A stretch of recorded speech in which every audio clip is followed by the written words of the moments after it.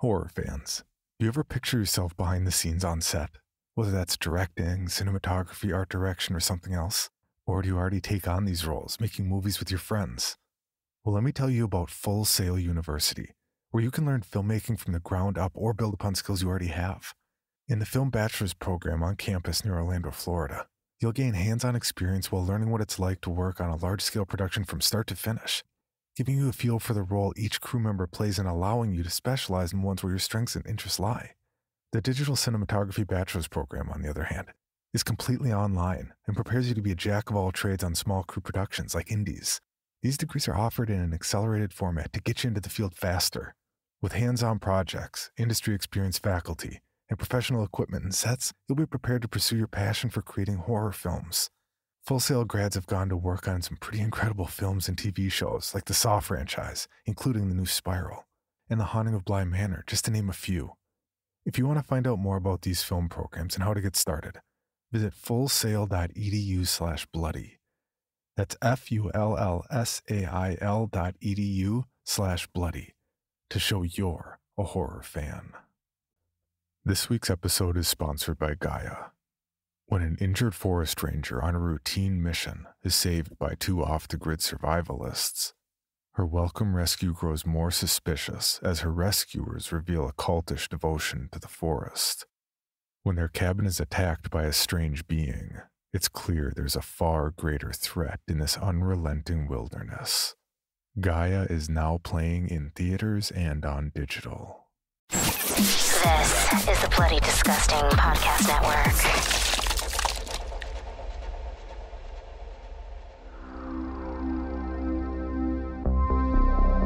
Welcome to Nightlight, a horror movie podcast. I'm one of your hosts, Prince, also known as Head Knight, and alongside me we got David. Your very own horror virgin. Very own. In the flesh.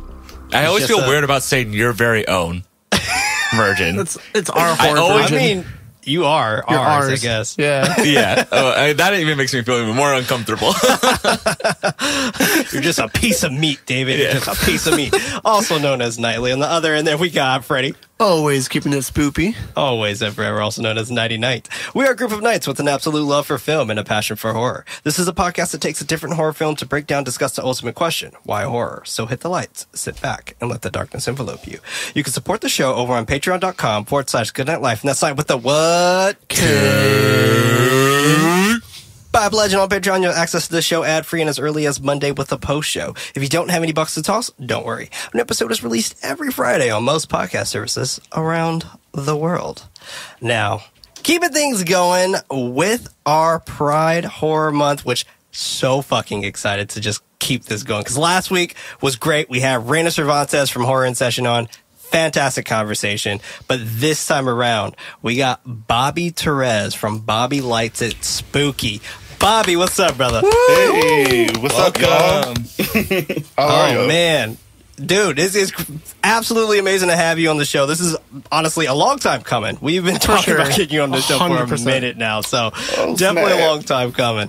Okay. Well, thanks, guys. You've been killing it, man. You've been killing it. Just hit 1,000 subscribers on your YouTube channel. Congrats. On top of that, you've been doing a whole bunch of stuff with Convo X Fango. That's absolutely incredible. You've been doing some fantastic stuff. It's been really cool to see you just shine, man. Oh, thanks, man. I really appreciate that. And obviously, you guys been doing your thing, too. I mean, congratulations on the Silver Bolo Award. Thank you. That was, I'm sure that was a surprise to you guys. So it was definitely shocking. Cried. That's for sure. In front of all my friends. I did too. Loved it. It's all good, Freddie. It's all good. I'm right there with you, brother. But the movie that we are talking about today is Shudder exclusives Spiral. Not Spiral, a Book of Saw. Shudder exclusive Spiral. Now, first and foremost, everybody, thoughts. You want to take it away, Bobby, first? Yeah. Bobby, guest of honor. Sure. So when this movie first came out, I was curious about it because I'm a fan of Jeffrey Boyer Chapman.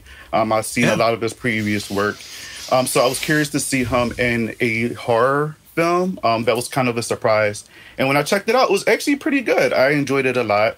I reviewed it for my channel as well. I did have some gripes with the movie, but again, no movie's really perfect. Right. But for the most part, it is like a social, I guess, commentary type of horror film. So there's a lot to unpack about this movie. So yeah, overall, I kind of enjoyed it. I feel that. Yeah. I feel that. What about tell the you, people- Freddie and David? Oh, Because I know this was... Go ahead, I'm sorry. Freddie. I'm sorry, David. You were going to say something? well, Bobby was like, he had covered it on his channel. I was going to say, tell the people where they can find that. Oh, yeah. Please do. Good. Thank you, David. Well, you can you can find it on Bobby Like the Spooky on YouTube. Thank you. Put the movie review out in sometime in September when the actual movie came out. So yeah, Cool. Awesome. yeah. Good thinking, David. See, this is why I have them companion here. piece. This is exactly why I have them here. Awesome. Well, Freddie, what do you think about this movie, my friend? Okay, I know this Spiral. is your first time seeing it, and also, Yes. David, your first time seeing it. Yes, it is. So obviously, I try to go in as blind as possible. No trailers, no nothing, not knowing Watch the anything about with this your movie. eyes closed, Exactly. the whole nine. I think the Yeah, only that thing I makes had context of is I saw the poster, and it's Okay. been in my queue to watch on Shudder for such a long time, and I'm happy I didn't watch it back then because now we can discuss it now and it's fresh in my head, seeing it for the first time. And I actually really love this movie. I think it's really good. I think it's really layered, and that's the thing that I really liked about it. And it caught me from surprise. There was a lot of twists and turns that I did not expect. That's like, okay, this is a full-on cult movie. And then you see a lot of imagery. It's like, wait, is this a paranormal movie? I have no idea what's going on. So that kind of stuff and that kind of storytelling really grabs my attention. And I actually think all of the characters were phenomenal, well acted. They had great chemistry. They were very charismatic. You actually cared about these people. And that's something that's extremely necessary in a horror movie. You have to care about the people who are in danger to have the full on experience. And that's, yeah, I really appreciate this movie. Can't wait to break it down too. It's a good movie to, take chunks at. Yeah, absolutely. And I agree with a lot of that. And on the underneath the covers of this movie's fucked up. Like socially, Yes. this movie is fucked up. Yeah, definitely. The last few God scenes, you're just damn. like, wow. Yeah, seriously. And the David, way- what about you? yeah. Oh, sorry. Go ahead, Freddie. No, I was just saying, even the opening scene, we get glimpses of what happened in the past, and then you're hoping there's an arc of redemption or something good that's going to happen at the end. And wow, not really, but kind of. I mean, but not really. Yeah. It's fucked to say, but that's just the world. Unfortunately, this is shit people truly had to deal with. And God, our main protagonist, even worse that Malik was also black too, right? So Right. it was just every angle for this guy, and then on top of that, interracial same-sex marriage.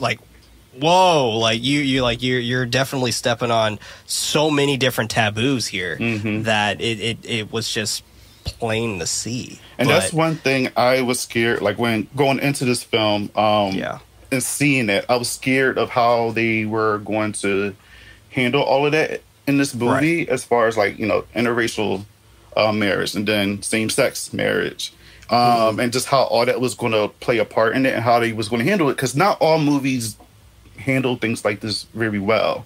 So it was interesting to see how everything played out, and I guess we could talk about, we could talk more about it when you get into it, but they're not just targeting just LGBT, people. Exactly. So, yeah. Yeah, I definitely think you all bring up amazing points. I love having Malik as a protagonist. And I think I feel like I always bring up eras, but I feel like this movie helps itself even more being in 1995. Just because that's the cusp of when people are starting to understand and be more accepting, but there's still a lot of problems, right? And this Malik being a person of color, and also gay, it really does allow you to see many different aspects of horror that can be faced when it comes to being LGBTQ+, right? But I actually really I enjoyed this movie, and I found myself wanting even more from this movie. When I was watching, I was like, I wish this would be longer, because I think it had a very strong first act. And you know me, I love a mystery. I love asking questions, and I love trying to figure out what is going on. Towards the middle portion of the film, I was getting a little confused, but once I got to the end, I see why that was the case, and that was supposed to be portrayed in that light. And during like the third act, I just wanted more. And everyone could probably guess that I would say this. I want more of that supernaturalness. When we started seeing that, and the result of why we were seeing that, I wish we would have gotten more of that, because that would have been a lot more fun. But that's just my bias of what I like. But overall, I think this film does a really good job of presenting an intricate story. And I love that we even get a glimpse of what happens after these characters. And that's exciting to me. But yeah, I enjoyed it. The fucking cycle, like, continuing is just It's like bananas. a spiral. Right. I was just about to say that. I'm right there with everybody, though. I absolutely enjoy this movie. I reviewed it back in, I want to say it was around August is around when I got it, because I was on paternity leave at the time. And that's when I ended up getting it. And I was talking to Trace and Joe over at Horror Queers about it, and like we kind of were just like breaking it down ourselves, and it was super intriguing to just see it. Like, it was just the first time I saw it, I was like, I've never really truly seen something like this before. Like, this is a really, really fun story. And I love the climax. I love how, like, it felt real. Like, this oddly felt like there's a town out there that actually does shit like this. Like, it wouldn't be too far off if it wasn't. You know what I'm saying? So it's super interesting. But let's go ahead and just jump straight up into this, man. Spiral, directed by Curtis David Harder, released August 25th of 2019, the actual release date, with a runtime of 1 hour and 30 minutes. No budget or box office, didn't play in theaters, but there's a rating of 77% on Rotten Tomatoes. We open to a snowy night on December 12th, 1983, the camera moving closer to a parked car. We see through the window two men kissing in the backseat, headlights shine on them, quick cutting to one of them screaming over their partner's bloody, lifeless body. And the more and more we even see that, just fucking crushes me every single time. I'm just like, damn, that scene, like, for me, was like some of the true horror right there. Because I agree. Yeah, totally. That is real horror. You know, that shit Right. happens. 100%. It happens. So yeah, it's interesting because I feel like It Chapter 2, and David, I know you haven't seen it yet, so I'm going to keep this as spoiler free as possible. But I feel like It Chapter 2 has something similar to this that feels impactful, but at the same time, it does kind of feel shoehorned compared to this being a lot more impactful. yeah. But we jump to the same Chapter 2. Have you seen Chapter 2? Yeah, but I'm trying to remember the scene. The opening scene, It was Yeah, it's the the opener. opener. Yeah. the carnival. Mm-hmm. That's like right. a couple walk-ins. That's right. Yeah, You're right. You're right. Let's say that. That's it. Yeah. Jump to the same-sex couple, Malik and Aaron, and their teen daughter, Kayla, on November 7th of 1995. Super close to my birthday. Aaron tries to get his daughter's attention, commenting on the gorgeous scenery. He grabs Malik's hand and continues driving, something flying at their car, cracking their window, causing them to stop the car. Then, title card. Fucking amazing. Right here. I love this. Yeah. I love Same. that we actually see something similar like this again later, and it's so good. And if you guys notice the spiral, The spiral, crack the is crack. yeah. It's a spiral. I That's loved right. it.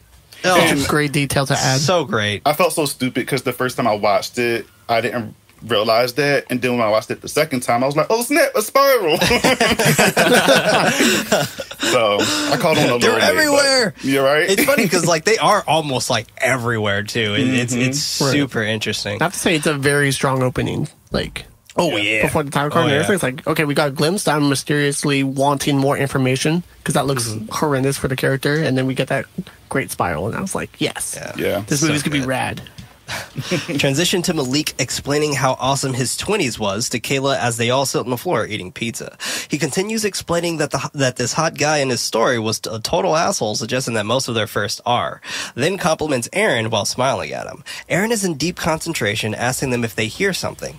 They are all nervous, claiming that they don't hear anything. And that's his point. Little cheesy, but I feel like it worked. Yeah. Calling it peaceful. Kayla gripes about it, then angrily asks about him losing his virginity with her mom. He nods that it was, adding a fake large age, adding that she would be the same old age when she loses hers. She smartly questions him, Malik putting a stop to it. And she's like, straight up, just like, what if I already lost it, Dad? Now Right. what? Just like, damn, bro, you really want to have this right now? No. Trying to eat my pizza? Trying to enjoy my evening with my husband? Like, you Such a gotta do this teenager. right now. Such a 1990s teenager. Exactly. Yes, seriously. Yeah. The fuck you, Dad, I'm rebellious. Exactly. Malik chats with Aaron to not worry about Caleb because she is feeling abandoned from her mom. He continues that she will forget about it once school starts. Aaron agrees, finishing up the dishes, coming over to Malik, kissing and complimenting him. Malik is disappointed that Aaron has to go to work tomorrow, Aaron leaving him to continue drinking his wine. Do we know what he did? Like, do we know what Aaron actually did for a job? No? I don't think so. I don't think so. No. Yeah. We never He was learned. just always going to work, coming home, going to work, coming home. They never really talked about it. He was just a working man, I guess. But I picture him being like head of construction. I can see that. Interesting. That's what I I can picture see him as. that. Like, yeah, like he always came back home like kind of like a lumberjack. He had the flannels on and shit. In the back portion of the house, a hooded person watches them from outside. And right off the bat, we just straight up get that ominous presence. And we don't even know, like, where it's just like, oh, what's going on here? Next day, Malik wakes up alone. He wakes up Kayla to help him set up the house while her dad is out. She doesn't want to, but he bugs her to get up, and he starts putting things together as she slow rolls out of bed. Kayla takes a Polaroid picture of herself, placing the image on her vanity. She goes through a box, smiling at a picture that she found inside, cut to Malik and Kayla laughing at an old picture book, talking about Malik in a dress. He turns to the page to show her dad, also in makeup and a dress, her laughing, calling it hideous. He shares, quote, that living your life... I love you, Bobby. Not wrong. He shares, quote, that living your life loud and proud is the bravest thing you can do in this world, end quote. Fucking love this. Like, I fucks with this so much. It's beautiful words to live by, and 100%. it's interesting because...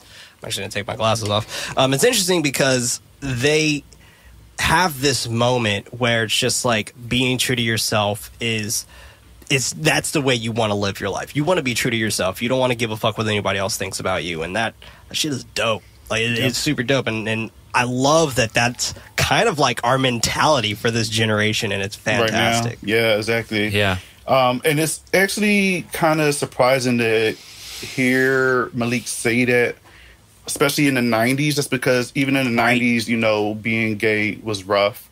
And it's still rough now, but things now are a little bit more open and more free.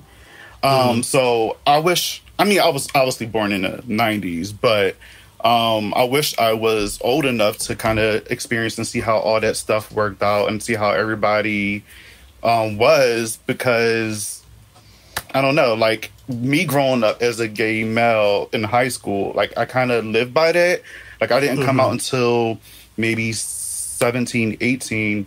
But actually, I shouldn't even say I really came out. I just literally just lived my life. You know what I mean? Yeah, you embraced it. Yeah, I just embraced it. And I can't say everybody can do the same because it's, you know, it's harder for most people.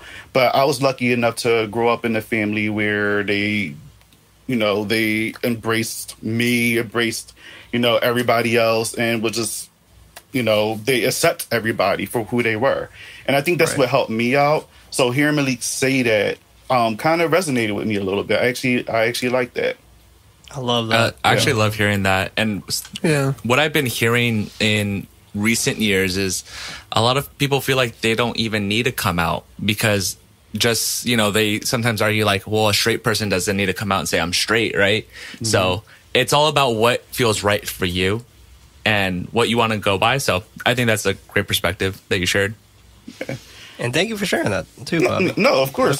I mean, why not? I mean, again, a lot of people, I'm not too sure if they would feel the same way. Everybody has their own story, but that's why another reason why I picked this movie, just because Malik's perspective on life and just being free and being open, that's how I live by.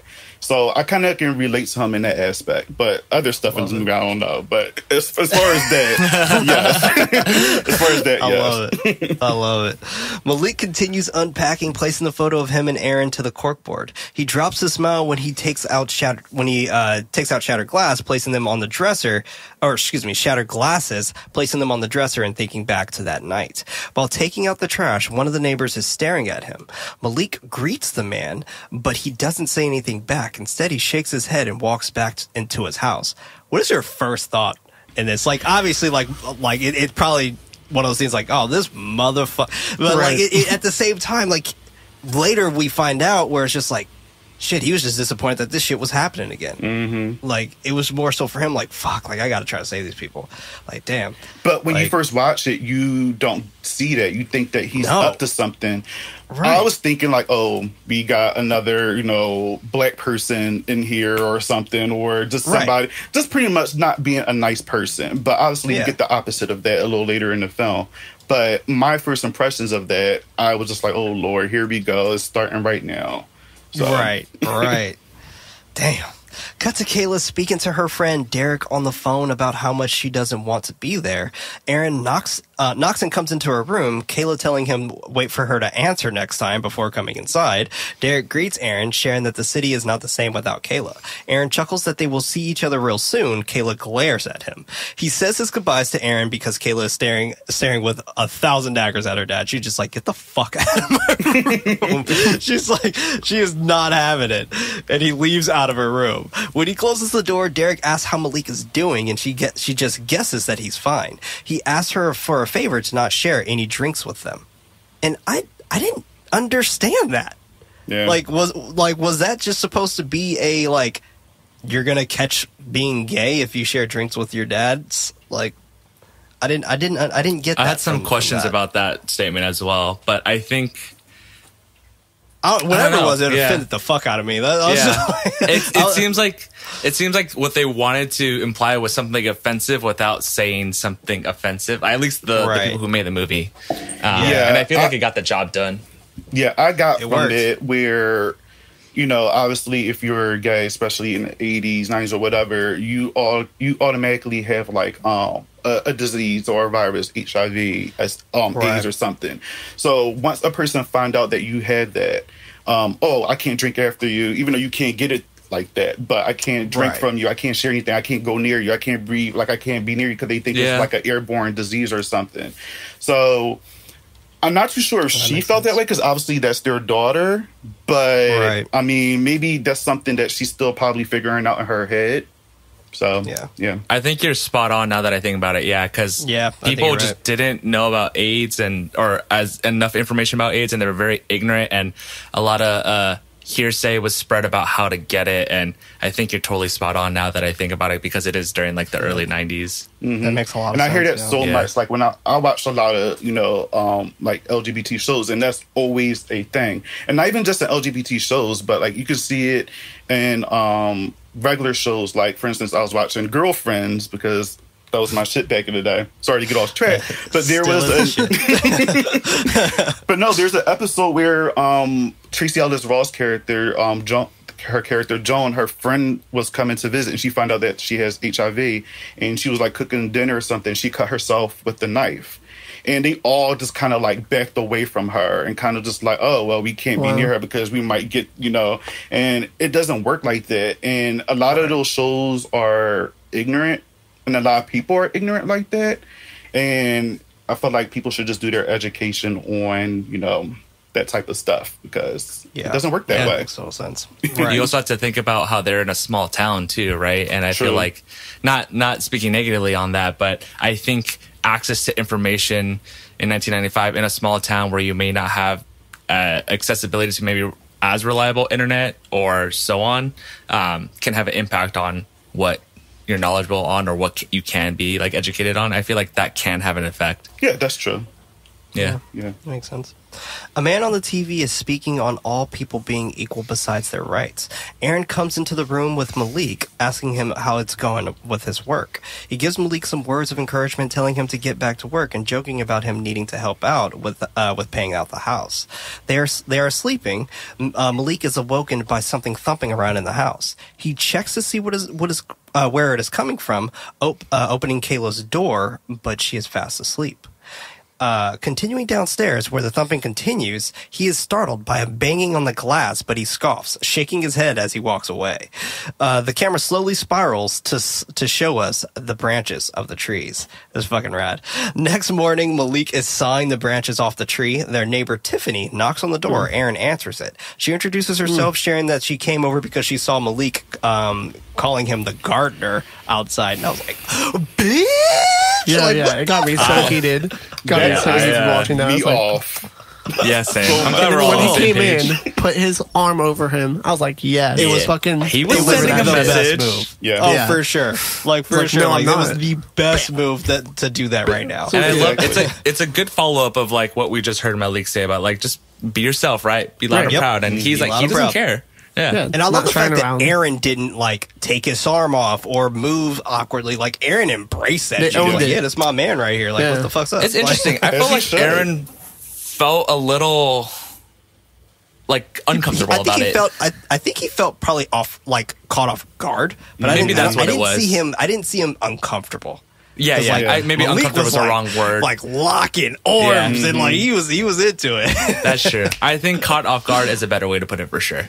I remember when like somebody on my comments said something about that part specifically, and they were saying how they didn't like that. And this is coming from another person in the another queer person saying that they didn't like that scene because they felt like, oh, well, I'm trying too hard, or I have, like, they're throwing it in that person's face. But I said, like, he should have did that. I mean, like, why shouldn't he, like, embrace, you know, who he is? Why shouldn't he do that with his fans? Especially with a comment that came out her mouth like that. You know what I mean? So that pissed me off. I was just like, man, I'm disappointed in you. But then again, I don't know where he comes from. Maybe he's still trying to figure some things out. Exactly. Every So- relationship is different, right? So it depends on the context of the relationship and how you and your partner like jive. Because like, I feel like if I were to do that with Bella, she'd be like, "Why'd you do that?" Right? But but if I'm like, that's like some people's like PDA preferences and stuff like that too. Yeah. Right? So I feel that though. Right. Yeah. I see Like- both perspectives. I mean, it's kind of like one of those things where you can take it's like, oh yeah, I have to like prove my point right now by doing that. I mean, Rather than I like, think- I just love you and that's all that matters. We don't care what this person in front of us thinks, no matter what. You didn't I have think it to was do that, justified. but I was happy they did that because I was like, fuck that bitch. Yeah. I think in this context, it's justified because Homegirl was trying to, it seemed like she was trying to spit game and also called him the gardener. Like, I give him full props for doing that. Yeah, and once for she real. found out that they were a gay couple, she said, "Oh, we don't have too many of you around, or something like that." yeah, And I I was hated Out like, of pocket. I'm like, well, here's your like, nice okay. plant back. I do not want it. I'm good. Actually, it's an plant. ugly plant. Yeah, it was horrible. It was. But I mean, it was all part of the plan, right? She was Yeah, already that's starting true. like planting the seed and she was making her Literally. presence known. Literally. Literally. All of us. Aaron He is. corrects her and calls Malik to say hi. He introduces her to Malik and he puts his arm around Aaron. Tiffany is a little taken back by it, but continues smiling, claiming that they aren't enough. They don't have none of them there. Malik comments about it, and Tiffany hands them a plant as a welcoming gift. I would have been like, "What? You interracial couple?" Like I would have like said some shit like that. They accepted. Aaron apologizing for not getting her something, but she denies any gifts, claiming that she is excited to just see fresh faces around the neighborhood and that nothing changes around there. She says her goodbyes, Aaron thinking that she seems nice, Malik sarcastically saying that she seems something. He hands him the plant and leaves for work. Malik goes into the computer room where Kayla is printing resumes to look for a job. She jokingly insults him about not having money before taking her printed resumes, jetting out of the door. That was actually a kind of mean joke, I ain't gonna lie. She was riding her bike, spotting cool dude number one, Tyler, smoking a cigarette in front of his car. This is like, okay. Back at home, Malik is working, continuing to listen to the man speaking about, quote, the traditional family unit, end quote, as he types. He's intrigued, rewinding what he says as he ponders. Malik goes for a run through the town, coming back in the early evening. He calls for Kayla, no answer. In the dining room, he stops in shock, crying from the homophobic slur spray painted on the walls. Wow.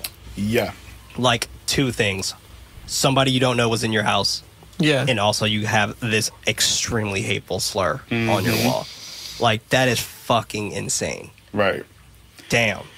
What comes after that is what pissed me off more. I mean, I'm already pissed off that you come in my house and, well, somebody came in my house and put that slur on there. But then what comes after that and what Malik did, it kind of rubbed me the wrong way. I know we're not there yet, but yeah.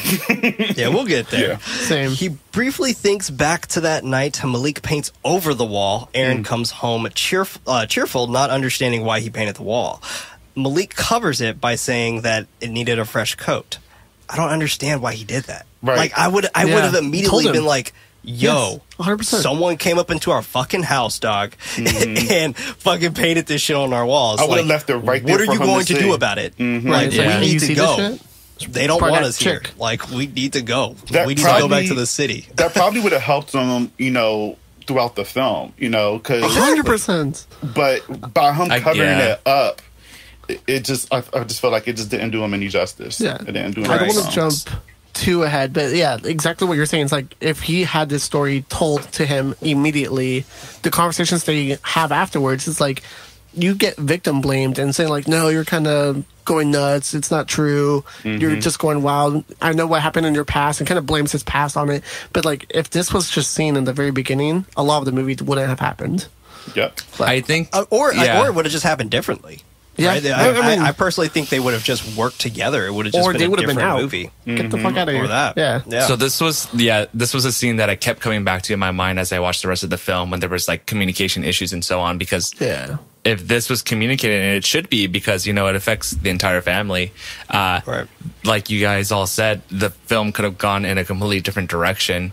And I wonder if it's just a fear from Malik's end of like him not wanting to give Aaron like second thoughts or doubts about them being together, or is it worth them being out there? Like, I think he was trying to be more accommodating, like saving him his feelings, but I totally agree. I was like, dude, you should have just said something. Yeah. But I think this kind of makes Malik a good protagonist in a way, because although I don't agree with him keeping it hidden, I think his character acts in very realistic ways.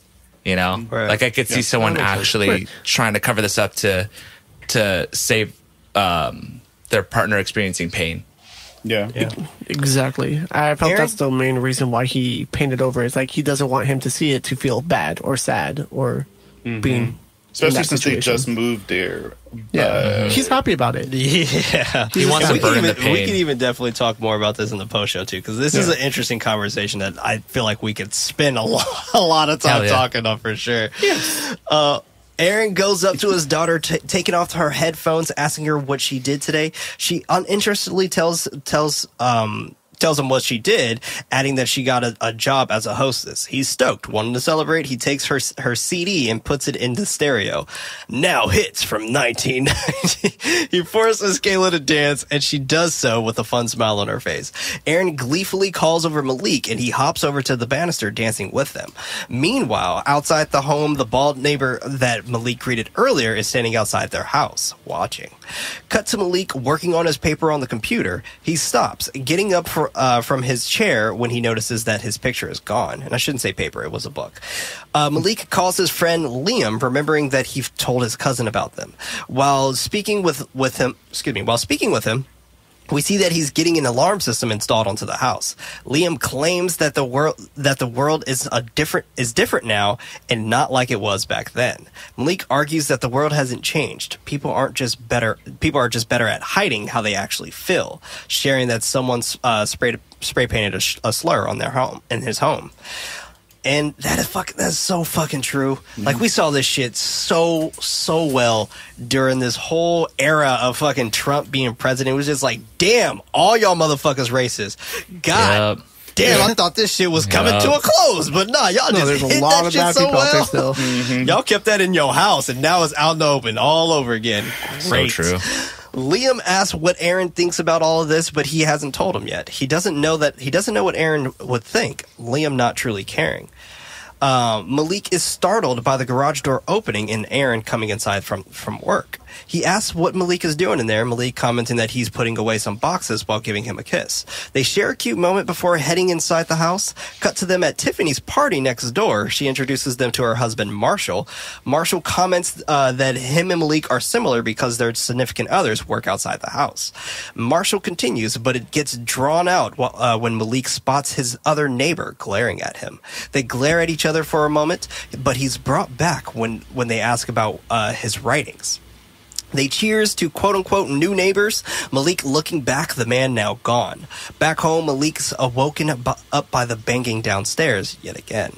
Arming himself with a bat, he goes downstairs to check on the noise. He looks around, startled by a man standing outside his window. The alarm sounds off. Malik chasing the elderly man. The man falls to the ground, pleading for him not to hurt him. Malik asks why is he on his property. The man tries handing him a piece of paper, pleading for him to take it. The neighbors are coming out of their house to see what's going on, Aaron included. Malik takes the paper, the man telling him to not tell anyone, then playing the whole situation off as he acts confused. That shit right there, though. Yeah. That was intense. That was such an intense scene. Yeah. Such an intense scene with just everything. Because you truly, deeply don't understand what's going on here. The piece of paper that he's handing him, you're just like, wait, what the fuck? What are you talking about? Right. And like, this dude just absolutely perfect when he just acted like he was just a confused old man. Right. Like, I was just like, this dude's been like, he studied this. Like, he like legit was just like, oh shit, like genuinely was studying this. Mm-hmm. Damn. I didn't really catch. Sorry, I just wanted to jump in. I didn't really catch that he was faking it, and it totally makes so much sense. I think in the back of my mind, I may have thought about it, but I'm like, yeah, no, he definitely was, like, for sure. Damn. Yeah, he was for sure faking that. He definitely was for sure faking that. Because you see the neighbor come out of their porch and notice, and then everyone's that's when watching. He triggered the I'm senile, you know? Right. Mm-hmm. He's like, oh, I'm just an old man. I'm sorry I stumbled on your property. Yeah, where's my keys? My apologies. Can't find right, it. yeah. He's like, oh, where's my keys? Because like he knew what was going to happen next. Yeah, right. Damn. Like he knew, like, but he what wanted was to put a stop to it. Exactly. Yeah. He wanted to end this cycle. We stand. Aaron is yelling as Malik. Aaron is yelling at Malik about the security system. Malik apologizes. Aaron asks him how much the system was, and I was like, "Bruh, I don't give a fuck where I am. I could be in the suburbs. I don't care. I'm getting me an alarm system, and I'm locking my damn door. Like, hello. I don't give a fuck." And what pissed me off even more is when, like, Aaron got upset and he's like, you know what people do in the suburbs? They keep their doors unlocked. That. I'm like, he unlocked it. He unlocked the door. I was like, what the fuck? It's like, and I was like, this is another good moment to like bring up what happened earlier and what was written on the wall. It's like, this is why I bought this shit. There was many good moments to bring when that Aaron up. did that, I was like, bro, your privilege is speaking right now. Yeah. Like, if you feel like you could just willy-nilly just leave the door unlocked wherever you are, and especially a new town that you moved into, I'm like, yikes. Yeah. Exactly. I mean, Aaron also, too, isn't as flamboyant as Malik, right? So, yeah, he could pass as straight, and I think he doesn't realize that. Right. And that's where his ignorance really shined, where it's just like, you don't realize that you're white and that you're not as flamboyant as Malik, so you pass as a straight man. So, I had the same thoughts. Yep. He timidly... oh, sorry. Go ahead. Oh, no, I was saying, you just agreed? Yeah. I appreciate it. The internet. You know what I'm saying? He timidly tells Aaron a few $1,000s. Irritated, Aaron unlocks the door, claiming that's what they do in the suburbs before walking away. Malik looks at his paper, but it is blank. Next morning, Malik wakes up alone, sitting up, then takes some pills for his head. And that's already super fascinating right there. Another thing that kind of adds to Malik's I guess, character in a way, because taking pills for any type of mental illness in the 90s was also super frowned upon. Like that was just like a big no-no. People ignored it. Like if you had depression, like you couldn't tell anyone because people were just like, oh, you're sad? You should go get an ice cream. Like, so it's just like they just brushed that shit off. He tries to get to work to decipher, but may be encrypted on the but it is encrypted on the blank piece of paper. Nothing. And there's literally nothing on the paper, and he's trying to figure out how to get this off. Aaron comes home in the evening asking Malik if everything is all right. He just says one word without looking at Aaron, saying, yeah. Aaron irritatedly asks if he called the alarm company for a refund, adding that they aren't keeping it. And once again, another good opportunity to tell him about the shit that was written on the wall. Cut to Kayla getting high and playing video games with Tyler.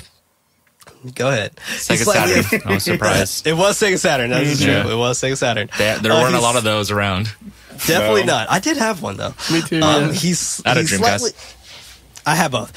He's slightly offended. I wasn't that type of guy. I found that Sega Saturn at a Goodwill, and I was like, "Yo!" He slightly offends her, asking if she's the girl with the two dads. Then adding that he thinks it's cool. It's just like that didn't sound like you thought it was cool. He then. Oh, go ahead, David. You knew I wanted to say something. You know those moments? Yeah, I was like, oh, they're just there to just show like ignorance, but you see a lot of those moments sprinkled with throughout the film, and it's just more them trying to validate the information that they have, right? Right, exactly. Yeah, it's very much so. It's just like we're just trying to make sure you guys are who you say you are, claim you are, kind of thing. Exactly. He then asks about her mom, and she calls him nosy, but he claims that he wants to get to know her. She angrily comments that her mom is probably in Costa Rica spending her inheritance. She takes the attention off the subject when she beats him at the game. Malik is getting some water, then notices. Oh, did my audio cut out, or did yours, no, you're Freddie? Good. Oh, mine's okay. I think Freddie said his cut out. All right. Well, Freddie tries to deal with that. I'll keep going. She takes the attention off the subject when she beats him at the game. Malik is getting some water when he notices that his neighbors are in a group inside their house, holding the hands and swaying back and forth. He turns off his light, spying on them from across. Marshall comes into the room with a group of people surveying them. Malik grabs...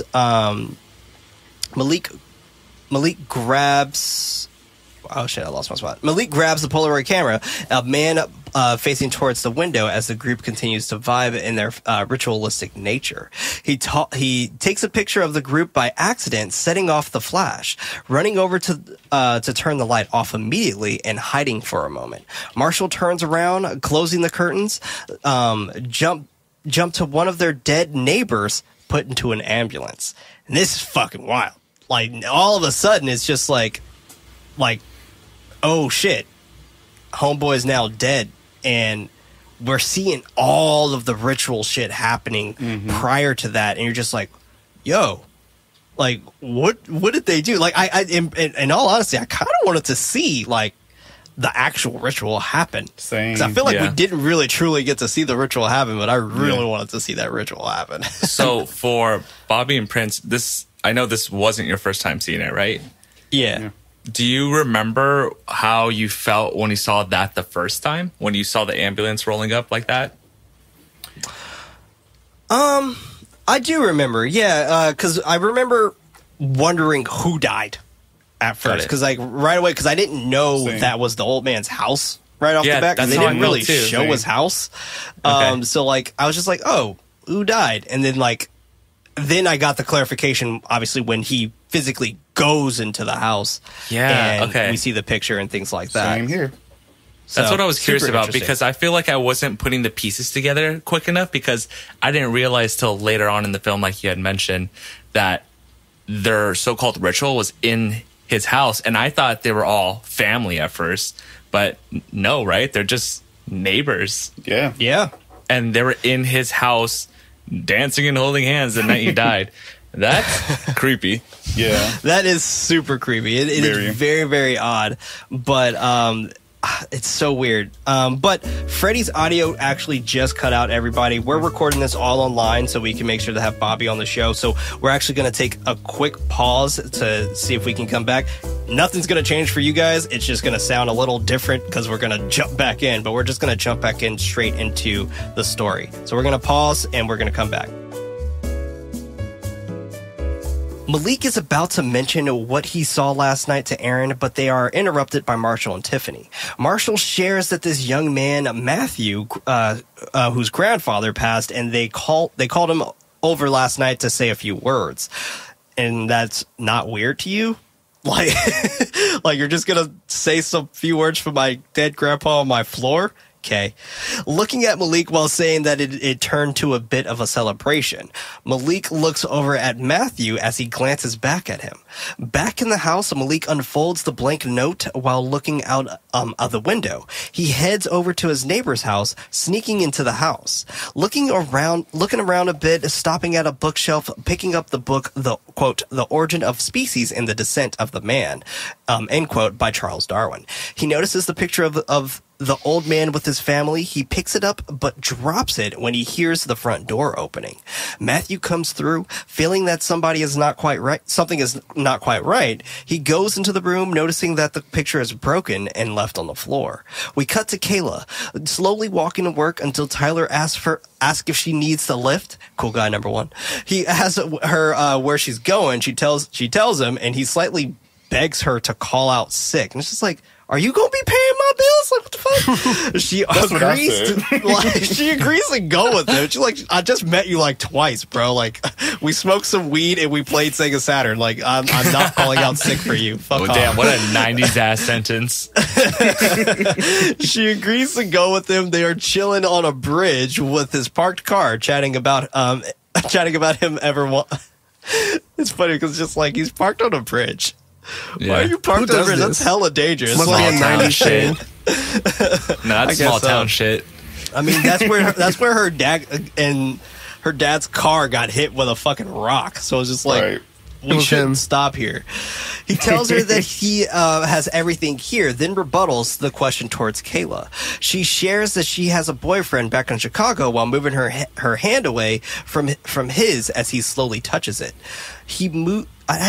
I didn't suspect Derek to be her boyfriend, but I assume that's who she was referring to. Yeah, like Derek also either. seemed also gay to me as well. I got the same vibe. But yeah, I mean, he did say that fucked up shit about not drinking. I mean, he could be bi, he could be pan. We don't know. This is true. That's true. He moves off the car and then notices someone standing at the other end of the bridge with a mask on. Tyler asks if she sees that. She does, and is nervously asking what is he doing. The man starts walking towards them. Tyler having the right idea to get the fuck out of there. Back with Malik, sighing about not wanting to go out. Excuse me, had to swallow. Sighing about not wanting to go out with his neighbors because they creep him out. Aaron is frustrated, arguing that he always creates drama when they try to make friends. They continue their argument for a moment longer, Malik comparing themselves to the gay versions of Uncle Tom. That shit had me on, like, high alert when he said that shit. I was just like, yo, that makes so much sense. Like, they do come off a little racist. Like, like it definitely makes it seem like yeah, he feels like that comparison of Uncle Tom. Like it's wow, that should definitely just caught me by surprise. But a quick little question that I have for everybody: the guy with the mask walking on the bridge. I wanted to talk about this. This man is interesting. Now, yes. I have a few theories, and one of my theories that I do have about him, I find him to be not involved with the cult at all. Interesting. I don't find him involved with the cult, but I do feel like this man sort of knows about the cult. Yeah, so I wanted to bring this up because to me it felt irrelevant, and I wondered why it was there. And I was like, we never see him again. Same. Is he the guy that threw the rock? I think he is. Could be. Yeah. I think that's what I'm saying. I think he actually legitimately is the guy who threw the rock. You know what? I was actually trying to be funny at first, but what if this is a victim, a spirit of a victim, and it's trying to warn them, stay away? I mean, That's a cool theory. We do get spirits. That is a cool theory. I didn't think of that.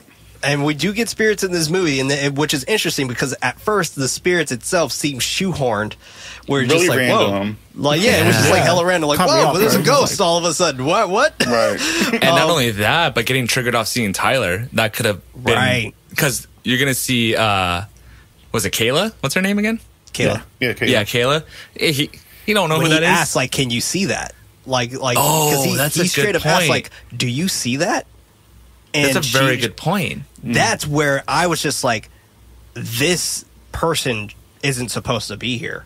Yeah. Because And it could like, be just Tyler an angry legitimately spirit. looks scared. Yeah. Right. Yeah. He wants out. Fascinating. It's super interesting. I love that. I love Cut theory to them. crafting like that. Yeah, me too. It's the best. This movie has a lot of it. Cut to them drinking wine with Marshall and Tiffany conversing about love being love, but Malik having a morbidly realistic outlook about him and Aaron's relationship. Marshall comments that those people are assholes, and Aaron agrees, sharing the story about his ex-wife. Her lawyer considering that since he is gay, they didn't deem him fit to parent Kayla. Malik chiming in, commenting that they called their relationship illegitimate. Aaron adding, quote-unquote, high risk. Marshall speaks on how much he hates people who treat others that way. And I love how, like, Malik is just, like, staring him down right now. He's just like, He's over that whole conversation. Right. He's over them. He's just like, I don't He's want to not even here for talk it. about this right now. Like, what the Right. fuck? You are not my ally. Tyler comes home, greeting his parents and grabbing some food out of the fridge. Tiffany asks him where he was. He tells her irritatedly, mentions that he was out with a new friend. She continues asking how it went. He awkwardly mentions that it went fine, then heads to his room. Aaron comments that he seems like a good kid. And like that was like a genuine comment. I'm like, Yeah. really? I was like, I don't get No, you, bro. you did. Marshall joking about him being a teenager. Malik rolls his eyes and throws that wine straight back. Malik is looking for the bathroom. His attention is caught by an office space. He goes inside the room, pulling a book that has a spiral sigil on the side of the book. He doesn't take it completely out. He continues looking around the room, attracted to a portrait from 1792 that oddly resembles Tyler. When I seen that, I said, yep, something's up. Something's definitely up. And that is Tyler in that photo. You couldn't convince me Hands otherwise. down. Hands I said, down. yes, Like, Tyler. that was 100% Tyler in that fucking stupid curly hair wig. That was definitely Tyler. What you trying to say about curly hair? Nah, see, your curly hair is real, dog. Yeah. Like, It's immaculate. I'm a big old dummy, though. I was like, damn. His ancestor hella looks like him. No, that's how I felt too. And then when I saw the reveal later on, I was like, oh, okay, I know who that was. it's totally the story of Dorian Gray right here, though, right? Yeah. Like, this is definitely a borrow of Dorian Gray or the portrait of Dorian Gray. It's that whole concept of my soul lives here. If you destroy this, you destroy me kind of concept. Marshall startles him calling the portrait of his relative, Richard, and briefly explaining his history. His relative's nickname is Dick. Malik makes a nonchalant excuse about where he believes the bathroom was. He then comments about their resemblance. Marshall comments that has been working on gathering information about his family tree for over a decade. Marshall offers to show him where the bathroom is, and the photo just oddly, just for me in general, of how like everything just works in this particular set of this world. I love how like he had the concept of like, I'm trying to, get information on my family tree and so on and so forth. Like that context alone just made that so much more interesting to me. Mm-hmm. So fascinating. Kayla is asleep. As Malik is working on his ghostwriting for Dr. Darrelson, he's, excuse me, I don't know why I put it that way.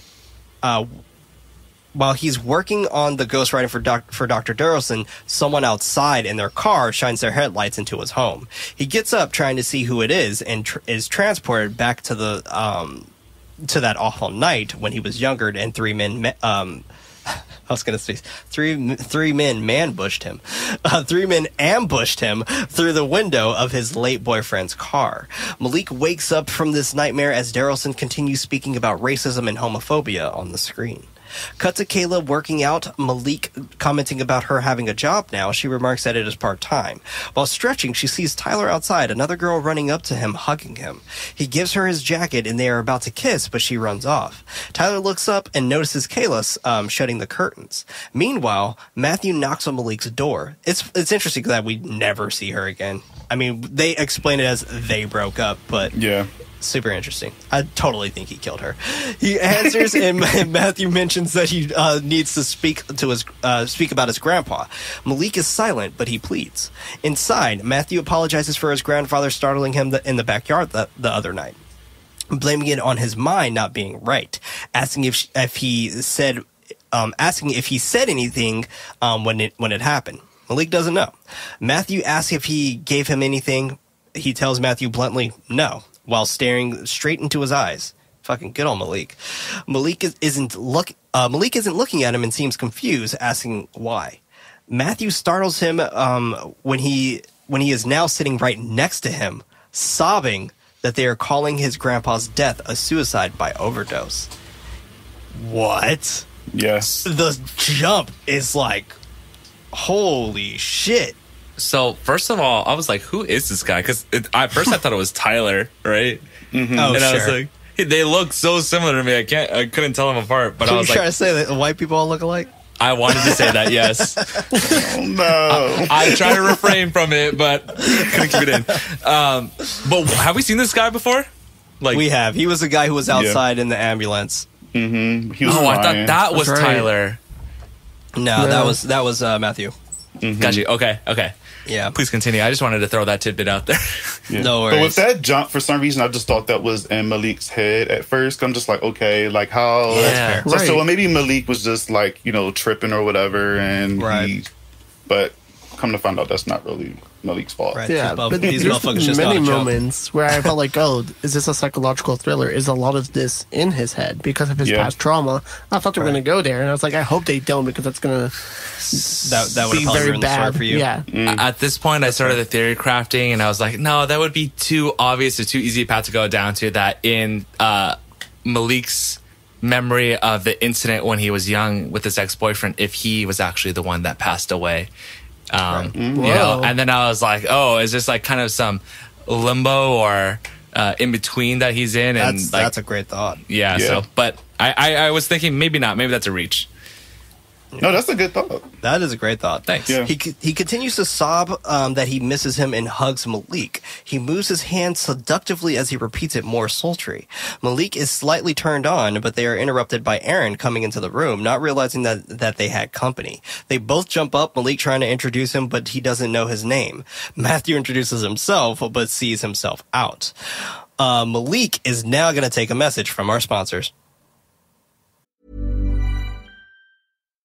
If you're looking for the next best thing to invest in, try investing in your long-term health with Forward. Forward is intelligent medicine with a personal touch. Their doctors are dedicated to catching top killers like cancer and heart disease early, which could save you tens of thousands of dollars in the long run. So invest in a doctor that's invested in you. Visit GoForward.com to learn more about how Forward can help you manage your long-term health risks for one flat monthly fee. That's GoForward.com. Malik is looking at a rash that is growing on his chest. Aaron commenting about inviting Matthew since Malik obviously likes him. By the way, everybody, we're back. Malik goes to lie down at Aaron in the bed. Aaron trying to convince him about Matthew joining in with them, reminding him about a party with someone named Jason. Malik comments that he only wants Aaron kissing him. They turn off the lights, about to get intimate, but Kayla interrupts them from screaming in her room, and she's fucking screaming bloody Loudly. murder. Yeah. Oh Yeah. my God. Aaron runs into her room, Kayla screaming that she's bleeding, not knowing where the blood is coming from. He yells for Malik to get towels, but he notices a bloody blotch above her head. Malik checks out the attic, holding his nose from the sight of dead raccoons. He throws them away, staring at Matthew's house, curtains drawn, but people moving about inside. He asks Aaron if he thinks if anyone put the animals there. Aaron doesn't think so, considering that they may have lived up there and ate poison then died. And you know what? I actually believe Aaron on this. And I'm going to tell you why. Because the raccoon situation and so on and so forth, I feel like if they were to do that, they're trying to get them to leave. Like, because for me, it's just like, okay, we get the sign, the slur, now dead raccoons. And at this point, like, it feels to me that's like, oh, wait a second. Like, if that's the case, like, they're trying to get them to leave. Because, like, for me, I would have been like, okay, as soon as I saw the slur, I'm out. Especially if I'm seeing some dead raccoons up there. Do you think there's a hidden protagonist out there just trying to protect them and having them leave? Who doesn't want to be part of the cult? I mean, I would not write something like that on the wall. Mary Jane. There's better ways of doing this, but it could be where it's like, first off, I thought it was going to be like some type of like animal sacrifice. So I was like, oh, it's raccoons. I don't know any animal sacrifices that have to do with raccoons, but I don't know. You know, initially, I thought the same thing, Freddie. And then with what you're saying now, Prince, I think you're totally right. And I think we kind of get confirmation of that at the end of the film because of something that was left behind in the same location that they didn't find, because if this is part of their normal strategy, they would be up there frequently, right? And they would have clearly seen that. And I also want to call out, I think in this scene very much portrays how great that acting is in this film. It feels very... feels very genuine. Like, even from all three, especially in this scene. So I just wanted to give a shout out to that too. Definitely. Oh yeah, definitely. Kayla is in the shower cleaning off the blood, slightly gagging and holding back tears. Super rad transition to the camera spiraling away from Matthew. Then we cut to Malik continuing his work for Dr. Darrelson, him speaking on sin and temptation, using this as a claim to find the Ernie Darrelson clinic. Malik searches for the clinic, finding information on gay conversion therapy. Jesus Christ. Scary. Malik is at the dinner table conversation, muffled from both Aaron and Kayla, now asleep, having a nightmare about Mr. Reinhardt, and that's the old man, everybody. They didn't say his name literally until now. About Mr. Reinhardt telling him to take the paper and not to tell anyone. Hooded figures standing outside the house, watching from above. Malik and Aaron are taking a shower together. Malik sharing that he can't finish the book because his computer fried. Aaron is asked if he backed it up. Malik shaking his head that he didn't.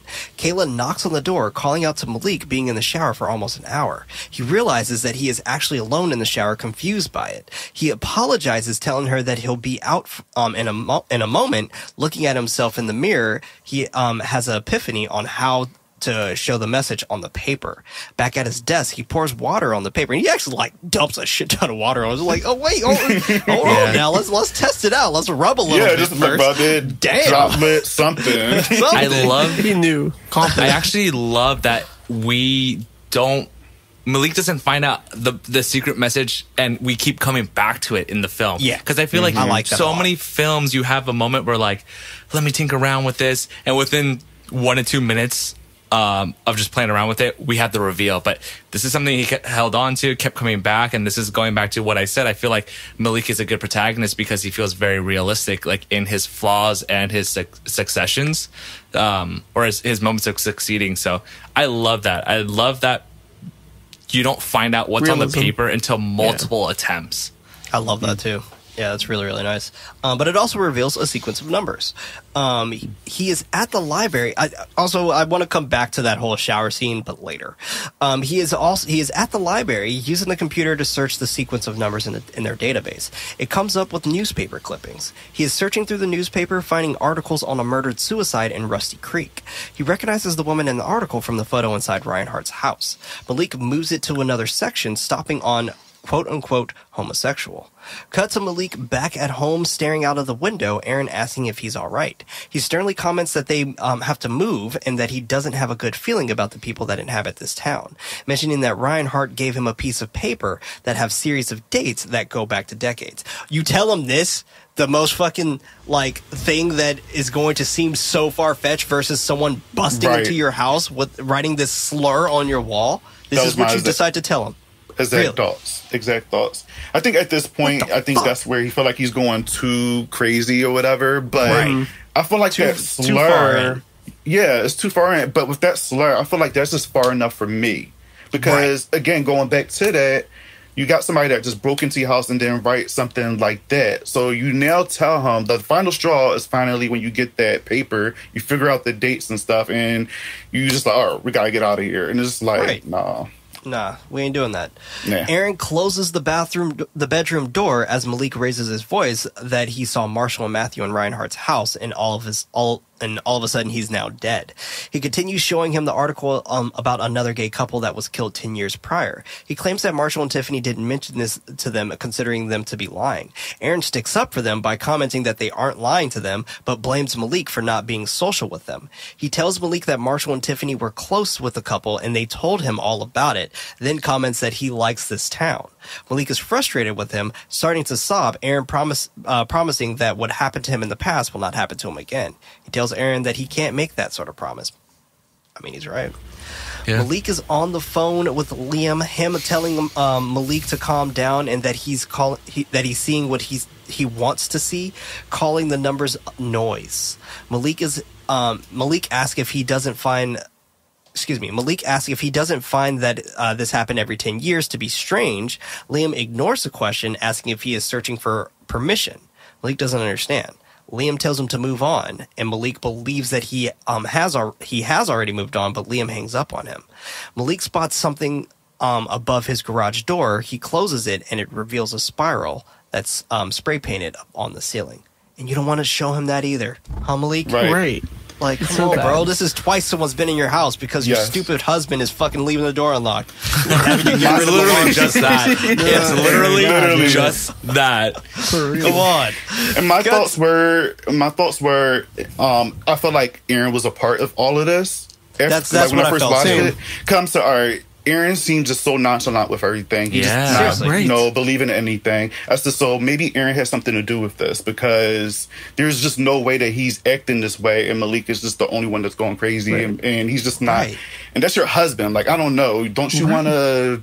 Don't you at least want to try? Try. He just seems like he doesn't want to. So I don't know. Maybe it's stuff that happened in their past where they obviously have this problem with communication. But I don't know. That's my thoughts were Aaron was a part of everything, and he wanted to get rid of Malik. That's a fair thought, because that's mine exactly as well. Got to a fade montage. Oh, I'm sorry. Go ahead, Freddie. No, you're good. That conversation was just hard to listen to, because I was like, "Yo, back up your husband. He's there for you." And I even put here, it's like, "Oh, this would have been great for our toxic relationship month as well," because I was like, "It was on our list." Because it was on our list. He put the blame. It's like, "Oh, you're blaming your past because this is coming up," and it's like, you're literally victim blaming and gaslighting your own husband who's 100%. Supporting you and is always there, and you're protecting all these strangers that you just met. Yeah. And I was just like, fuck them. Come on, Aaron. Like, what's up? Yeah, he is. Come on. He's trash. Cut to a fade montage of Malik jogging through the town, stopping to catch his breath in front of an abandoned house. Malik is looking at a picture of Dr. Darrelson, trying to type chapter 2. He goes back to the article of the gay couple, trying to figure it all out. He drives back to the abandoned house, slowly approaching the door. He opens the door to the eerie house, calling out, but no answer. The spiral sigil above the ceiling fan in the living room. Great placement, by the way. Just like with the fan that already spirals. Genius. Continuing upstairs, there is a hole in the ceiling that has tapes that are on the edge.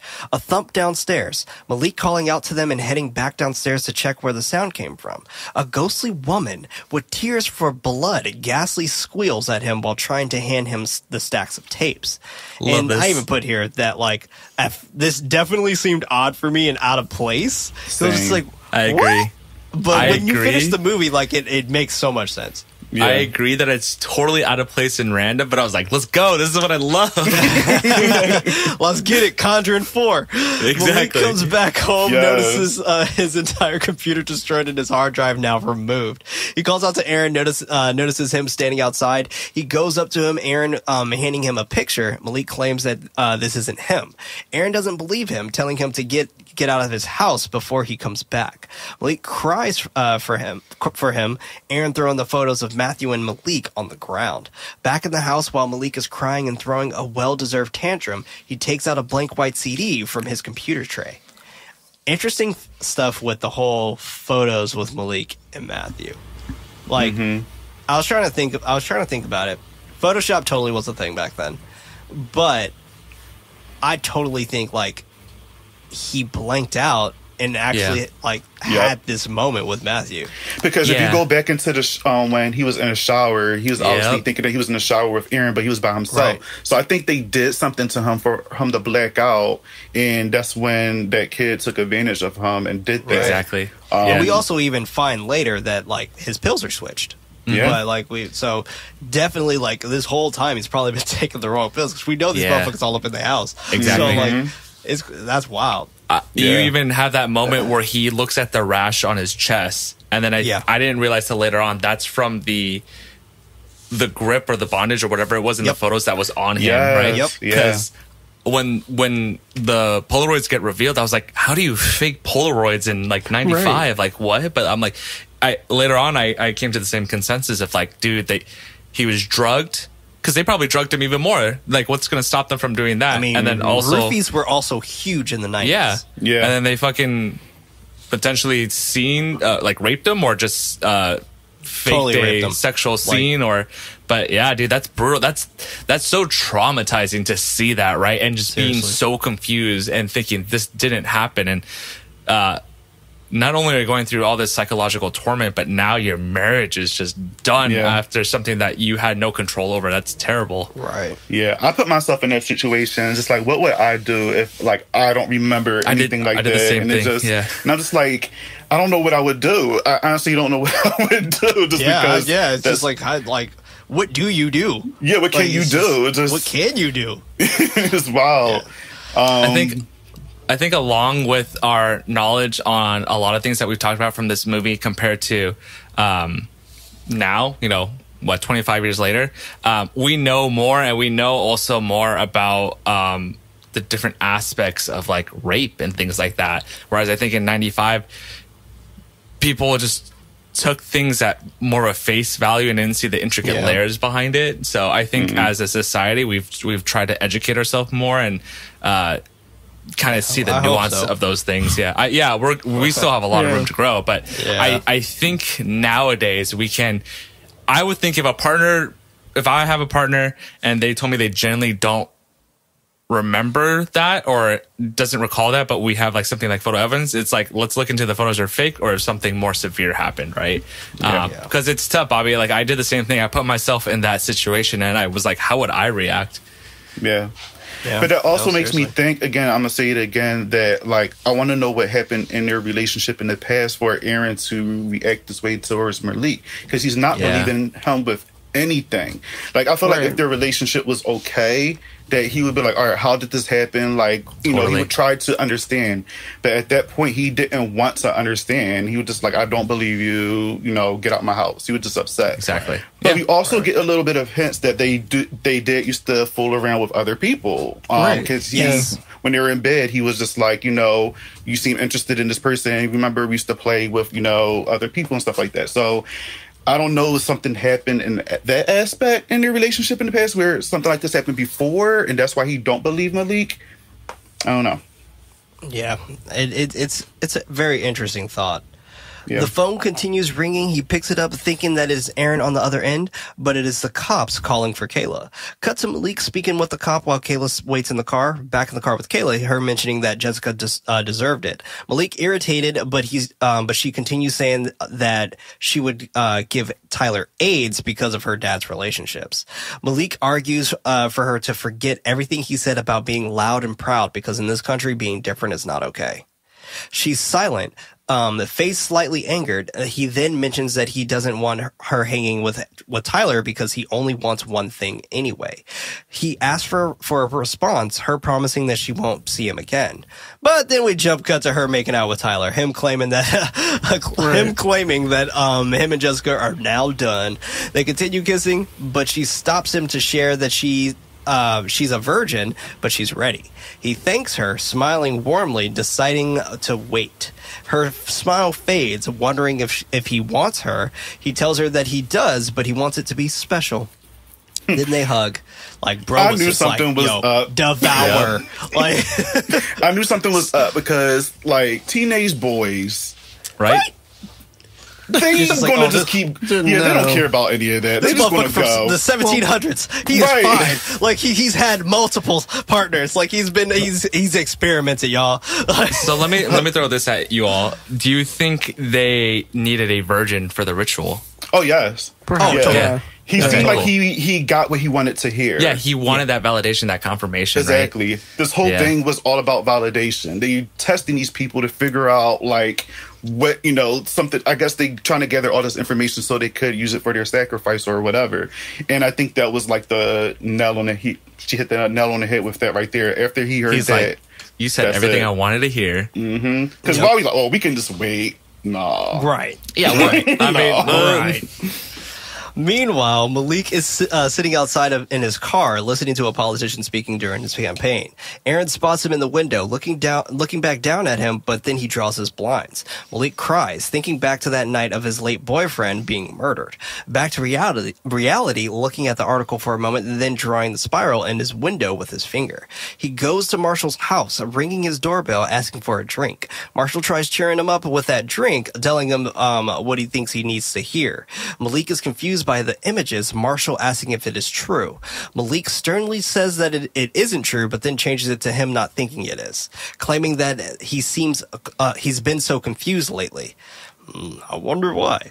Marshall changes the subject to his hard drive, claiming that Aaron seemed worried about it when he picked it up. This is what I want to talk about, because this is such an interesting line.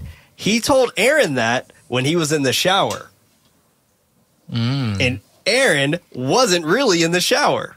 Malik knows that Aaron wasn't there, because when he snapped out of it, he realized like, oh, I just thought Aaron was here. That would have been the biggest red flag for me. I'd be like, I never told Aaron about my hard drive. But that's a good point. There wasn't anything wrong with it. I know it's super interesting, right? Malik questions him. Marshall tells him that he saw the folder, but Malik doesn't understand. He walks off into another room, Marshall claiming that the folder doesn't look good for him. He still doesn't understand. Marshall shouting that they seem that they are friends, but from the office behind him. He tells him that his secret is safe with him, but he recommends him to get some help. That's also fascinating. We're getting this jumping motion again, which is also super interesting. And I love how Malik is just like, yo, what the fuck? Like, yeah, true. I would just run out. I'm like, all right. I'd be like, okay, no, point, conversation done, Marshall. I'm out of here, bro. Like, I get it, bro. You're a sentient being. Have fun with Aaron. I'm out. Then gestures at the backup hard drive, offering to come over later to install it. Malik takes the drive, staring at the spiral book. He is startled by Marshall right behind him, speaking on it being and exciting to be alive during so much change in the world. Malik excuses himself and leaves. Cut to him going to a motel, closing the door behind him, looking out of the window to check to see if he's been followed. He closes the He closes the other curtain, going over to the bed, looking at the book with the spiral on it, before throwing it on the bed. In the flickering bathroom, Malik tries to take a pill, but he seems off, sick even. He loads up a gun before going to the phone to call Liam. Liam's line is officially dead. Malik slamming the phone back on the hook. The whole Liam thing is so fascinating. Because, like, I don't know if you guys are thinking the same thing I'm thinking of. Liam totally is the dead boyfriend, right? Yep. Yeah. Yep. Okay. I wanted more though. I wanted us to dive in deeper on that, and exactly. Yeah, me too. But I think that's a compliment to the movie. Yeah, and I didn't get he was dead obviously until a little later in the film. So I just assumed like the whole beginning of the film, you see the whole gay bashing happen. He survived that, and he's talking to him the whole time on the phone. But at the end, you figure out, I don't want to give it away just yet because we're still going, but right, yeah, no worries. He notices a silhouette behind the curtain, an indistinct, gravely voice speaking. Cocking the hammer, he points it at the figure, it changing to a woman asking someone if they found the keys. The couple goes into their room. When he turns around, the ghostly woman from earlier comes running at him from the bathroom. She flashes and disappears in front of him. He looks through the tapes of Hannah and her family while he is on the phone relaying the message to Aaron. Him claiming that this is all part of some ritual that they have been selected for. The video continues playing, showing all the incidents happening to them 10 years prior. Aaron tells him to stop, but Malik continues telling him that they have been chosen while reading in the spiral book. Flipping through the pages, coming across satanic images and their picture carved out. Aaron calls for him needing help, and Malik holds his head from a high-pitched sound playing throughout the room. He runs to take a pill, but then notices that they aren't his pills. Yelling that they switched his meds, he picks the phone back up, calling for Liam, but the phone is disconnected. The TV continues playing of Hannah's daughter playing her recorder. They laugh, her sharing that she loves her mom, and Malik realizing that they want Kayla. Malik is driving quickly back to his old house. He makes it to the house, screaming for Kayla and Aaron. A group of people stop talking, turning their attention to Malik, and they start laughing. He goes through the party, Tiffany greeting him, asking for Kayla. She comments that this party is all for her and that she's fine. He pushes past her, calling for Aaron. Aaron is surprised to see him, asking him where he's been. Malik reminds him that he kicked him out, but Aaron comments that was over a week ago. It's just like, damn, and you didn't call me to come back home? Right. Fuck. Damn, okay. I mean, maybe he has, right? Because he's been so out of it. Maybe, that's true. Yeah. That is true. Maybe he didn't even realize that it's been a week either, right? Yeah. Like, because when they said a week, I was like, damn, they really got Malik. Like, they really got home where I guess they want. Yes. But the crazy part, too, is when he realized that they switched his pills. When he realized they switched his pills. It was just, I felt so bad for him. And I said this in my review, too. I just want to give Malik a hug. Because seriously, dude is really just going through it in this film, and it's just like, oh my gosh, like I felt so bad for him. So like, seriously. It's so interesting. Oh, Freddie's audio cut out again. Everybody, he did tell us to finish up with him, or finish up without him. So we'll see if we can get him back in for the post show, but we'll see what we could do. David, if you don't mind, can you text him that? Because he can't hear us either. Marshall calls out to him, chipper as all ever, and Malik pulls out a gun. It was just like, oh shit, got a gun.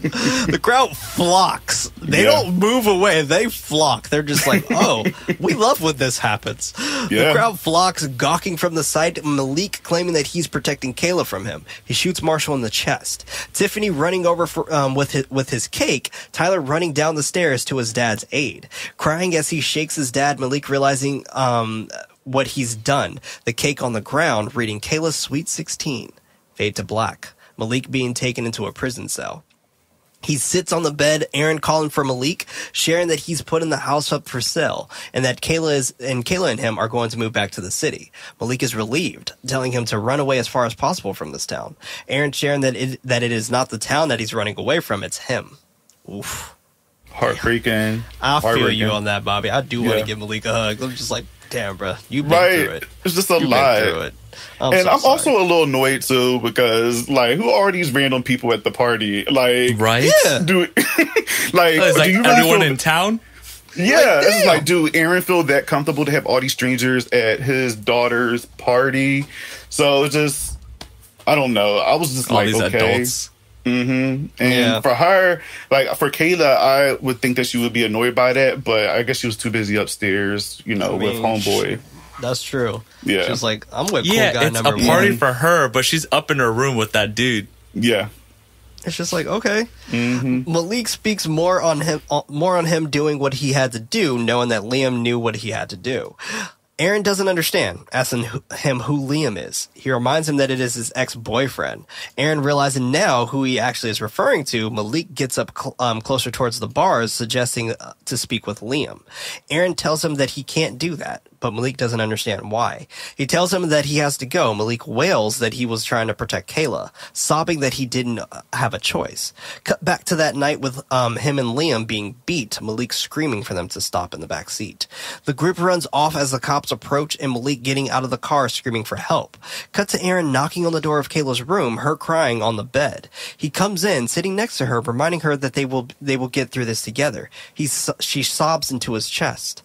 He leaves out of her room the flower that was inside the spiral book on their dining room table that he accepted from Tiffany earlier in the film. He sits at the computer desk, pondering for a moment, and finds a tape of Sammy. He puts the tape into the VHS player, Sammy on the screen telling her mom that she wants to see Ty. Her mom suggesting that she's too young for a boyfriend. He fast forwards it. Marshall on screen talking about it potentially being teenagers who broke into their car. They point the camera back at both Sammy and Tyler, commenting that the teenagers are getting along just fine. Aaron is shocked. A gang of hooded people shrouded behind him outside of his house. Woo! Wow. Yeah. Chills just thinking about that scene again, because goddamn, what a reveal. Yes. And I love that it's not a reveal for him, but it is for us. Yes. Right. It's beautiful. Back with Malik, Marshall waking up in his cell. Malik asking him, what the fuck is he? What the fuck is he? I love that. I love that he's just like, what the fuck are you? Like, you're not human. I realize that now. Like, you're what are you? Malik is ahead of the game by like 20 years. Yeah, for real. For real. He's just like, yo, I had a jump start, so I realize this now. Marshall commenting that he's someone that's been around for a long time.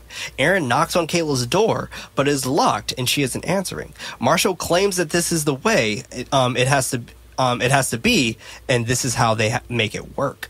Malik is willing to trade himself for Kayla, but it is too late.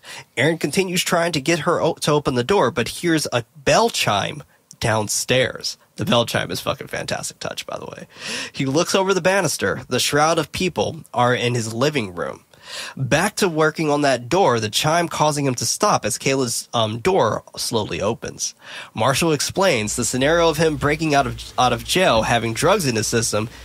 He killed her, his husband, and then himself.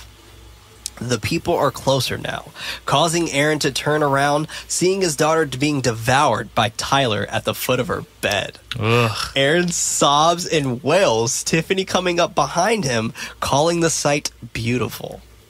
This is fucking magnificent reveal. Yes. This is a magnificent reveal. I always love reveals like this because it's always those like, aha, I told you moments. Right. I love that shit. Marshall continues that people won't believe him because they are afraid of him, adding when the tides change, they will be afraid of someone else. Fear being part of the human nature, and they just exploit it. He whistles when the Saints go marching in, as he walks away from Malik, still sitting on his cot. Fade to black, November 7th, 2005. Tyler smoking as his parents walk up to him, then watching as a new family strolls into town, waving at them. And good touch right here. Mm-hmm. If you look close enough, you see that exact same crack on their window. Yep. Oh, I didn't see that. I called Good eye. Yep. Good eyes. Malik scans a photo of the ritual going on, writing down his story, including pictures of what happened there, uploading the document as a disc for the new family that comes along. And goddamn, 20 minutes and 46 seconds to upload a document of 600 kilobytes to a disc. Oh Lord, it was the 90s. We've come so far, y'all. God damn, we come so far. I got like a terabyte right next to me, and it's like this big. The new family is getting moved in. The daughter finding a bloody stain on her ceiling. She goes up to the attic using her phone's light to search around the area, finding the CD case that was left behind from Malik. And I also would like to preface everybody. I didn't mention this, but I like to preface that this family is Middle Eastern. 2005. Like, goddamn. The detail in this movie is like jarring. Yeah. Malik's VO over the scenes, quote, "They choose someone vulnerable and they vilify them. They do this so no one bats an eye. Everything I know about this town and what the people here have been doing is in this document. I'm making this for you so you don't have to so you have a chance. I don't know who will find this or what kind of person you are, but my hope is that you might be able to finally break this cycle. Now that I've told you all of this, what you do with the information is up to you. Just remember, hope is never silent. End quote. Then, credits. God damn. Yes. It's a good one. This movie. I like that last line. Is an absolute blast. I literally got chills that whole monologue that Malik was like when he was saying, because like even his tone, like his voice was obviously like just deeper. It changed, and it's just something about that whole entire monologue. It just sent me chills. And then watching it play out with the new family coming in, and then seeing her, like watching her see the stain, her going up there, and obviously he hit the message inside the CD, and she seen it, you know, in the corner. Right. So I'm glad she found it so fast, though. Yes. Like, I'm glad, like, they found it so quickly. Because, like, it gives me hope that this cycle did break. Yeah. But I don't think it did. No. I'm sure they found a way to, they like, found do a way. something. Yeah. They figured it out. I also love that we see Malik come full circle, because he was preaching about being loud and proud and then started recessing when he felt like his safety was in jeopardy. But, like, through his final moments, was able to let that be his legacy through that CD. So Right. Yeah, I think that's important. Too, I genuinely don't think Malik died. I just think he's in jail. Really? Like, I could definitely see them making a sequel to this. Because, like, It's open-ended, so yeah, totally. It is open-ended, yeah. Yeah. So, like, that'd be cool. It's just, like, it's super interesting. But, I do want to call out, I think it is a great touch and an important call out that in, the 2005 sequence, that it is a Middle Eastern family, because, this is after 9/11. And like Malik said, they target anyone that, and they could target anyone that's vulnerable or a minority and be vilified. And, it adds a lot of weight to the story overall, because it really portrays a message that, like, there is a problem with that. There are groups of people that can be targeted towards crimes, and they don't, in this country, they're not seen as important, and especially depending on surrounding circumstance. And that's so important to call out and spread that message so we can change and fix that. Yeah, absolutely. I agree 100% with you. Yeah. It's so interesting, just like seeing how everything kind of came full circle for this. But I do want to save this conversation for the post show too, because, like, I want to definitely continue talking about this a lot more. Yeah. But there are no movie facts for this movie, so, like, we're blank one. on that. You got Movie one. fact? Yeah. Please share this, Bobby. Well, originally, Malik wasn't supposed to be a black character. He was supposed to be white. Oh. But Jeffrey Boyer Chapman is actually friends with the writers of this movie, and he's told them, like, hey, how about you make the character black to make it more interesting? So that also went with them changing a lot in the script. I love that. Yeah. It's a good choice, in my opinion. So when they did that, I said, oh, that's perfect. Because if it was like just a white gay couple, and it just wouldn't have that same effect, obviously, because the story would have, I wonder just how they would have went about it, or what was the original script, because if it was supposed to be two white men, sorry, I got fireworks in the background. No, you're good. We can't hear. Promise you they're not gunshots. I'm just curious to know what it would be if it was just two white men and what the original story was, because they obviously have to change the narrative when they made Malik black. Yeah. So, with it being a Wow.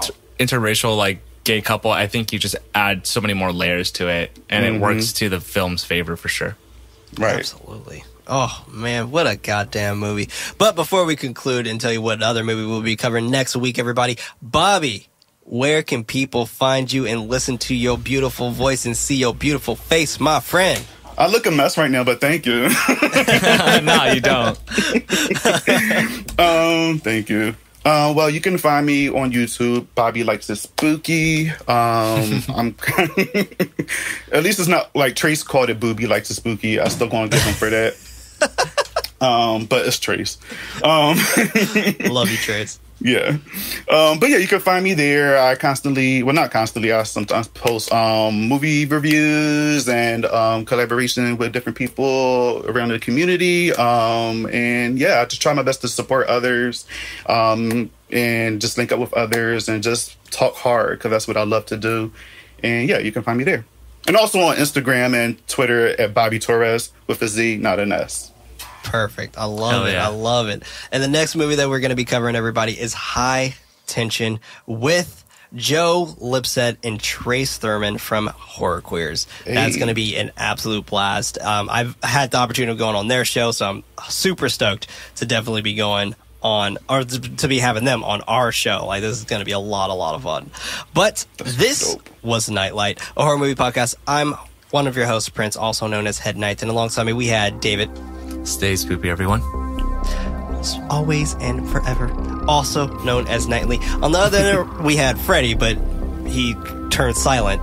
Sorry, always his audio keeping it got spoopy, all. Always and forever, but he's silent over there. But he's still there, just so our recording doesn't get ruined. So thank you for that, Freddy. If you're listening to this Freddy. later, also known as Nighty Night. Our efforts to get this show out is not enough. We need your help to spread us out to more ghoulish nights. Rating us with 5 stars is very helpful, but we would love for you to recommend this podcast to someone who would actually enjoy it. You can further support the show over on patreon.com/goodnightlife, and that's live with the what? Okay. By pledge on Patreon, you have access to the show ad-free and as early as Monday with the post-show. If you don't have any bucks to toss, don't worry. An episode is released every Friday on most podcast services around the world. And remember, everybody, don't forget your nightlight.